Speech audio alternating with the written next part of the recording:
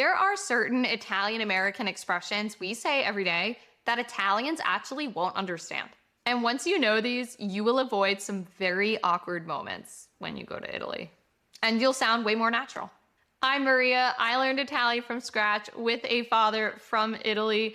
And I'm here to tell you that some of the Italian American expressions we grow up saying every single day are not Italian. The first one, I'm sure you've heard this before, gabagool. What is that? Gabagool comes from capocollo. But if you say gabagool in Italy, they will not understand you. If you want to be understood, you have to say capocollo. Number two, mutz or muzzadal. Mutz or muzzadal is a very New York Italian American way of saying mozzarella. And I've actually heard muzzi a lot. And that's just, no, don't go to Italy and say muzzi. They won't understand you. So try it with me. Let's say it together. Mozzarella. Mozzarella. Numero tre, my mother will say this and my father will always correct her. It's so funny to watch. Pasta fazool. My mother will say, hey, do you want pasta fazool for dinner? And my father will say, pasta fagioli, pasta fagioli. That's what pasta fazool is supposed to be. If you don't know what pasta fazool or pasta fagioli is, it's pasta and beans.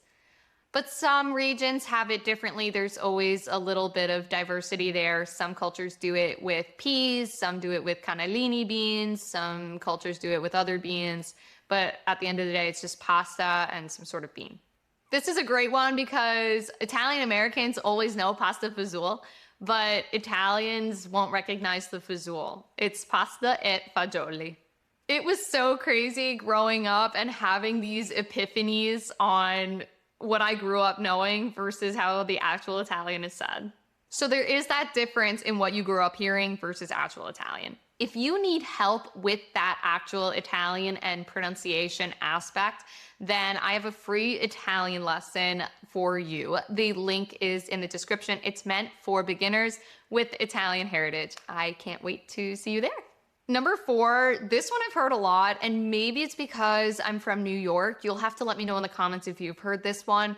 It's paesano. And in English, or our Italian American culture, we'll say hey, paisan, what's up? Like a hey, buddy, what's up? But in Italy, paisan comes from paesano. And it's not used hey, buddy. It is the word literally meaning somebody from the same town or region, paesano. So this one's interesting because the meaning shifted. Number five, I did not hear this until I went to Brooklyn one day and I heard the word manigot. Manigot comes from manicotti. I'll say that again, manicotti. This is a type of pasta. And this is another one where if you say it like manigot in Italy, it's not the Italian word. They just won't understand you. And numero sei, ricotta. It's not ricot or ricotta. Oh, I've heard that so much. Just make sure all the syllables are there. Ricotta.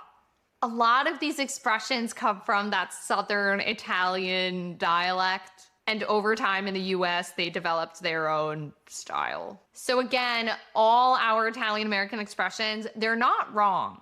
They're just different.